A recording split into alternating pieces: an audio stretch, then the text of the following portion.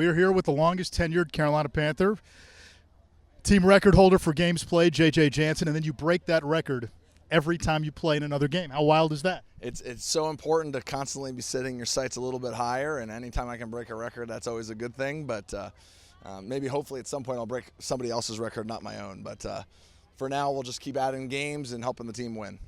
You recently joined Twitter or X, whatever it's called now. Why?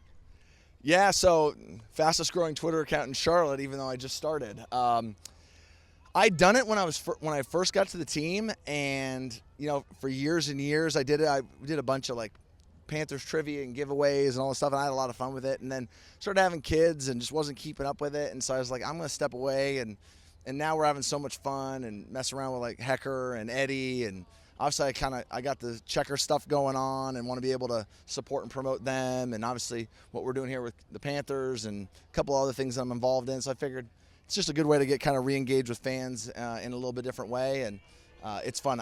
I've always used Twitter. I just never posted anything. I just kind of I was just kind of hiding. You had a burner. I had a burner that I didn't send anything. I was just reading what other people were putting out there. So I'm certainly familiar with it, but now I'll hopefully be a little more engaged. It's a cesspool, right? Yeah, I've seen it. It's been exciting. It's a wild. A lot of opinions. I love all of them, and a couple guys gave me a hard time because I stepped right into Twitter and just fired off some hot takes about the Olympics. So I think I'm already getting the hang of it. Yeah, that's how you do it. You say stuff. It's all hyperbole all the time.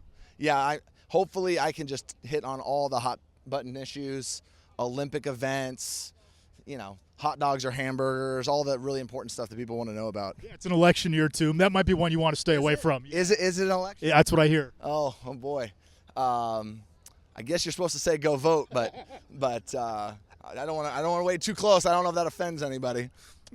As somebody who's been in this organization for a long time, have you now come across guys who say, hey, when you started playing, I was back in preschool or kindergarten? Has that happened? Sadly, we're getting closer. First grade, second grade.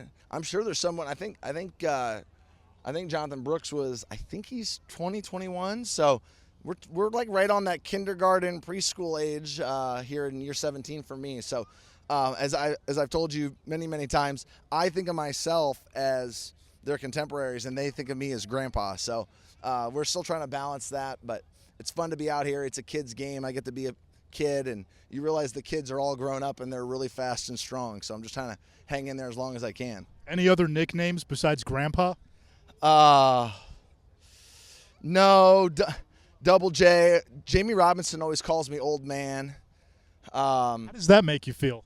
I usually just fine him for doing something stupid because even though he's going into year 2, he's still a rookie. And, that's the biggest thing is guys are just having a blast. For you, with this new coaching staff, what has been your first impression of this staff? I think the biggest first impression is just the energy that Coach Canales brings and the whole staff.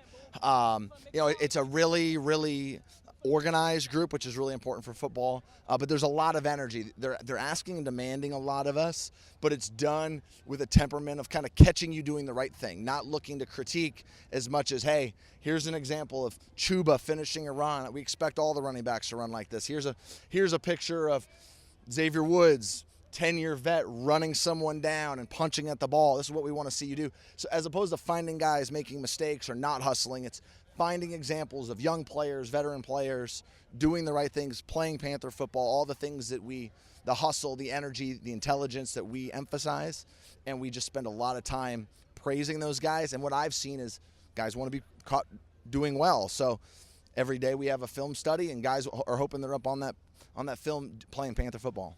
And last thing, JJ, for you, there's some continuity within your position group. How important is that?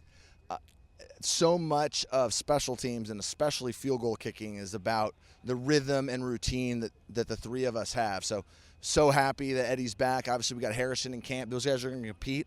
That's very normal in the NFL. We're trying to build up a lot of rhythm and continuity. We were able to do a lot of that in OTAs with Harrison, kind of getting him acclimated. I think part of the job of any veteran player is to pass along some of that information that you've been given. I don't have a vote on who's going to be our kicker.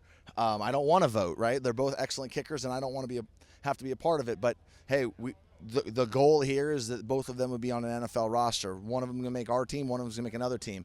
I did this 6-7 years ago with Graham Gano and Harrison Butker, and you knew they were both excellent. And there's now 7 years later, they're two of the best kickers in the league still. Graham's 37, Harrison's 30. He's won 3 Super Bowls. Like, that's the goal, and that's part of training camp, is training up the next generation of specialists. So continuity, growing together, building, encouraging one another. It can be a little bit lonely on a game-winning kick. We kind of feel like we're out there alone, especially the kicker. So you try to create a little bit of unity amongst the group. All right, JJ, thanks. Appreciate it, Anish.